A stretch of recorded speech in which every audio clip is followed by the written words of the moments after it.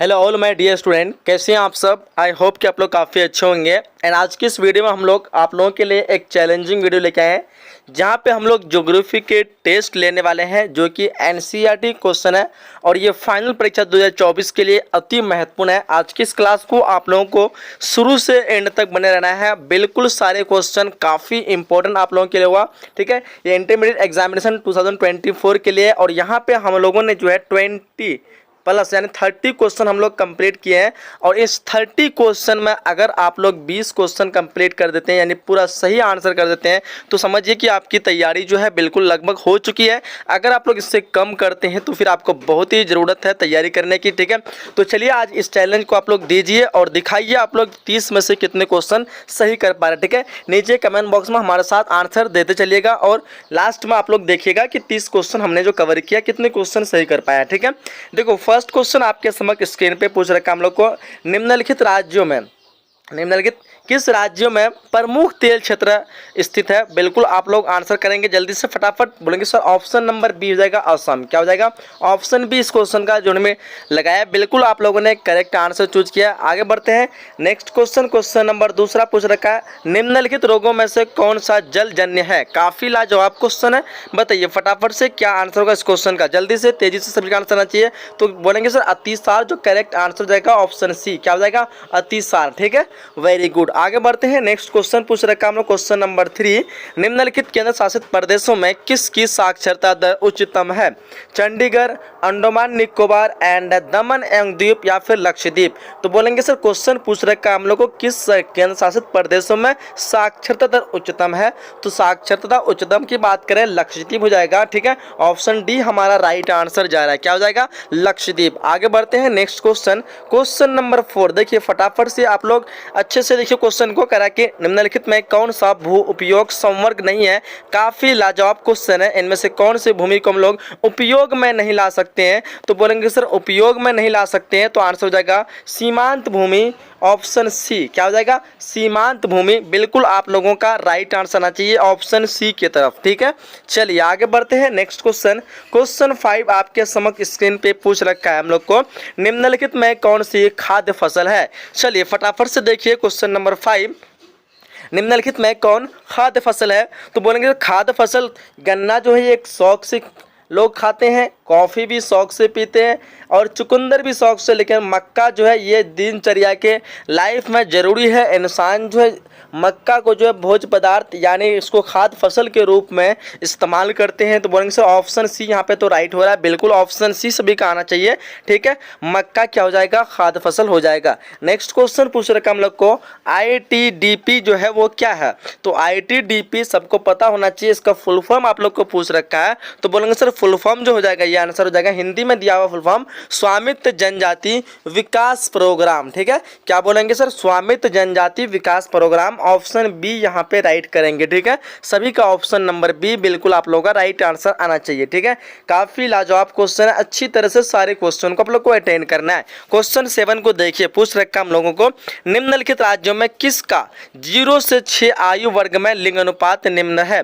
बताइए इनमें से कौन से राज्य है जिसका लिंग अनुपात, जिसकी वर्ष जो है 0 से 6 वर्ष की जो लोग होते हैं उसका लिंग अनुपात निम्न है। तो बोलेंगे सर हरियाणा राइट होगा क्या? देखो सोचो क्या होगा, गुजरात होगा, पंजाब होगा, हिमाचल प्रदेश। तो बोलेंगे सर हरियाणा ही राइट होगा, ऑप्शन नंबर ए, ठीक है। हमारा क्या आंसर हो जाएगा? Haryana, option A. आगे क्वेश्चन पूछ रखा है क्वेश्चन नंबर 8, निम्नलिखित में से किस अर्थव्यवस्था में उत्पादन का स्वामित्व व्यक्तिगत होता है। बताइए तो फटाफट से क्वेश्चन नंबर 8 का क्या आंसर होगा। पूछ रखा है कि उत्पादन का स्वामित्व व्यक्तिगत होता है, तो बिल्कुल आप लोगों ने पढ़ रखा है, नहीं पढ़ रखा है क्या? मिश्रित, ऑप्शन नंबर सी। क्या हो जाएगा? मिश्रित अर्थव्यवस्था, ठीक है।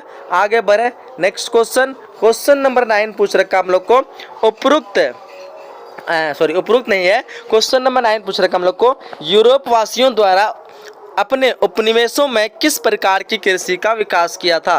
तो यूरोप वासियों द्वारा जो है अपने उपनिवेश के द्वारा सबसे अधिक जो बढ़ावा दिया वो रोपण कृषि को। तो हमारा करेक्ट आंसर होगा रोपण कृषि, ऑप्शन बी, ठीक है। यूरोप वासी द्वारा अपने उपनिवेशों में किस प्रकार कृषि का विकास किया, तो बोलेंगे रोपण कृषि। नेक्स्ट क्वेश्चन आगे बढ़ते हैं हम लोग अगले क्वेश्चन की तरफ। कह हम लोग को जनसंख्या वृद्धि दर सर्वाधिक है, किसकी जनसंख्या वृद्धि दर सर्वाधिक है? अफ्रीका में, एशिया में, उत्तरी अमेरिका अमेरिका में या फिर दक्षिणी अमेरिका होना चाहिए मे बी। बताओ यहाँ पे क्वेश्चन का क्या आंसर होगा। देखो जनसंख्या वृद्धि दर पूछ रखा है, नोट कीजिएगा इस चीज़ को, ध्यान से सुनिएगा। अगर आपको पूछता है सबसे अधिक जनसंख्या जो है कहाँ पे है, तो बोलेंगे सर एशिया हो जाएगा। क्या हो जाएगा? एशिया, ठीक है। लेकिन यहाँ पे आपको पूछ रखा है जनसंख्या वृद्धि दर, तो हमारा आंसर हो जाएगा अफ्रीका। क्या हो जाएगा? Option A Africa. तो सबको ही ध्यान से करेक्ट करेंगे, ऑप्शन नंबर ए, ठीक है। चलिए जी आगे बढ़ते हैं हम लोग। चलिए अगला नेक्स्ट क्वेश्चन 11 नंबर पूछ रखा हम लोगों को, सलेम इस्पात उद्योग कहाँ पे है? पूछ रखा है सलेम इस्पात उद्योग है तमिलनाडु में, कर्नाटक में, आंध्र प्रदेश या फिर महागांव।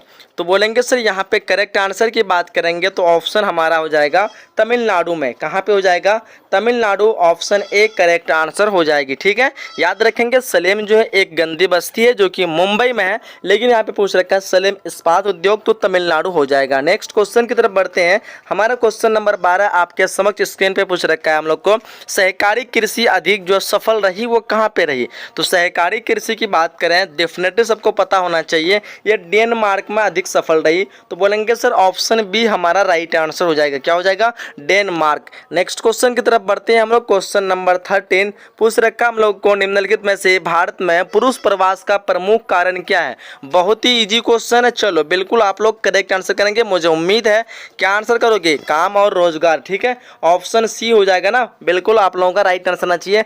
काम और रोजगार के लिए तो पुरुष जो है अपने गांव को छोड़ के शहर की ओर जाते हैं ना, तो पुरुष प्रवास का प्रमुख कारण काम और रोजगार। आगे बढ़ते हैं नेक्स्ट क्वेश्चन नंबर 14, निम्नलिखित में कौन औद्योगिक स्थापना का प्रमुख कारक नहीं है? इनमें से कौन सी चीज जो है जिसके वजह से हम लोग इसको नहीं मान सकते हैं कि उद्योग अगर कहीं हम स्थापना करते हैं, किसी नए उद्योग की शुरुआत करते हैं, तो ये चीज़ नहीं भी होगा तो भी जो है उद्योग अच्छी तरह से चल सकता है।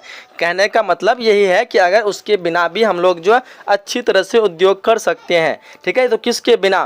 क्या बाजार के बिना कर सकते हैं? अरे बाजार रहेगा ही नहीं तो हम क्या करेंगे? उद्योग कर पाएंगे? बिना बाजार के क्या करोगे? फैक्ट्री में सामान बना के अपने घर के लिए यूज करोगे, तो बाजार तो ये होगा ही नहीं।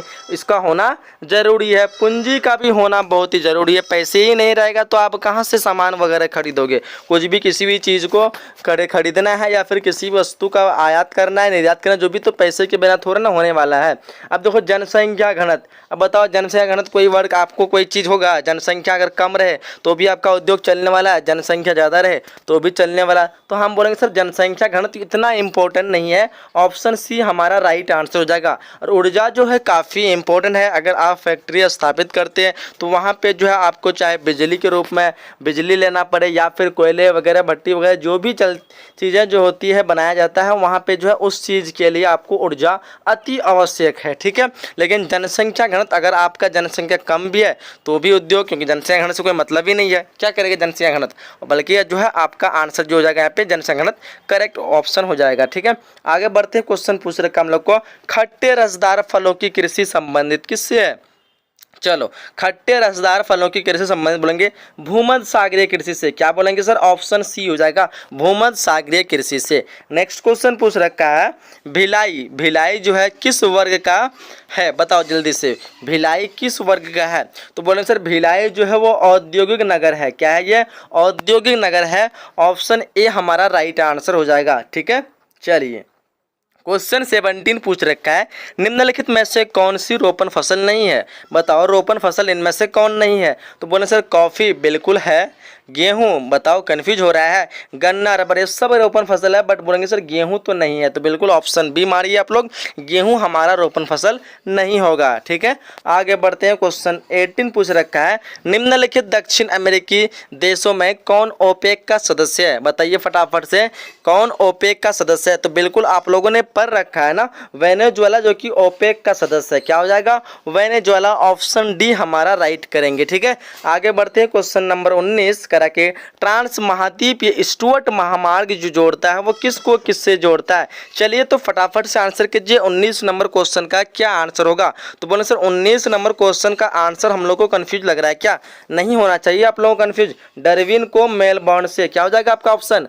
1 मिनट, ये क्या हो गया? डार्विन को मेलबॉर्न से, ऑप्शन डी हमारा राइट आंसर हो जाएगा। ठीक है, आगे बढ़िए। नेक्स्ट क्वेश्चन 20, उदयपुर किस राज्य में है? बताओ फटाफट से, बहुत इजी क्वेश्चन है। उदयपुर किस राज्य में है, जल्दी से बताइए। तो बोले सर उदयपुर, उदयपुर तो हम लोग सुन रखा है राजस्थान में है, तो टिक मारो जल्दी से सबको। ऑप्शन नंबर डी क्या हो जाएगा, राजस्थान में। ठीक है, आगे बढ़िए। नेक्स्ट क्वेश्चन 21, इनमें कौन क्षेत्र सूखा संभावी क्षेत्र है? बताओ तो फटाफट से इस क्वेश्चन का आंसर। 21 नंबर क्वेश्चन का आंसर पूछ रखा है सूखा संभावी। तो बोले सर गुजरात जो है मुझे लगता है सूखा, बिल्कुल लगता है क्या है, बिल्कुल करेक्ट हो जाएगा। गुजरात क्या है, सूखा संभावी क्षेत्र है। ऑप्शन डी हमारा राइट आंसर हो जाएगा।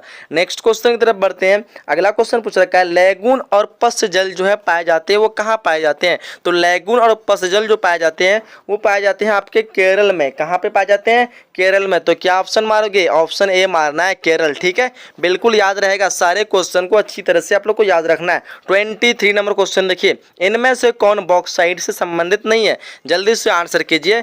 बॉक्साइट से संबंधित नहीं है तो बोलेंगे सर बॉक्साइट से संबंधित क्या नहीं होगा? तो बोलेंगे सर भावनगर हो जाएगा। ऑप्शन सी क्या हो जाएगा? ऑप्शन सी हमारा राइट आंसर हो जाएगा। ठीक है, आगे बढ़ते हैं। नेक्स्ट क्वेश्चन, क्वेश्चन कर हम लोग को कि सिंगरैनी जो है किस चीज़ के लिए प्रसिद्ध है? बताओ फटाफट से, सिंगरैनी जो है किस चीज़ के लिए प्रसिद्ध है? जल्दी से आंसर करेंगे 24 नंबर क्वेश्चन का। तो बोलेंगे सिंगरैनी जो है हमारा आंसर हो जाएगा लोहा तो नहीं होगा, यहाँ पे कोयला ही होना चाहिए आपका। क्या बोलते हो जी? ऑप्शन ए ना हो जाएगा, कोयला। ठीक है, ऑप्शन ए करेक्ट करेंगे। आगे बढ़ते हैं। नेक्स्ट क्वेश्चन पूछ रखा हम लोग को, भारत में सबसे पहले स्थापित की गई लौह इस्पात कंपनी निम्न में से कौन सी है? तो बोलेंगे सर क्या आंसर हो जाएगा, सबको पता होना चाहिए। हमारा जो राइट आंसर हो जाएगा ऑप्शन बी, यानी टाटा लौह एवं इस्पात कंपनी, जिसको हम कहते हैं टिस्को। ठीक है, इसका फुल फॉर्म होता है टिस्को का, टाटा लौह एवं इस्पात कंपनी। इसकी स्थापना की बात करेंगे तो बोलेंगे आप लोग इसकी स्थापना हुआ था 1907 को। कब हुआ था? 1907 को। ठीक है, चलिए आगे बढ़ते हैं। नेक्स्ट क्वेश्चन पूछ रखा है 26 नंबर, राष्ट्रीय राजमार्ग के निर्माण का उत्तरदायित्व वो किस पर है? तो इसका उत्तरदायित्व जो है वो केंद्र सरकार पर है। तो क्या करेंगे? ऑप्शन बी हमारा राइट आंसर हो जाएगा। ठीक है, आगे बढ़ते हैं नेक्स्ट क्वेश्चन की तरफ।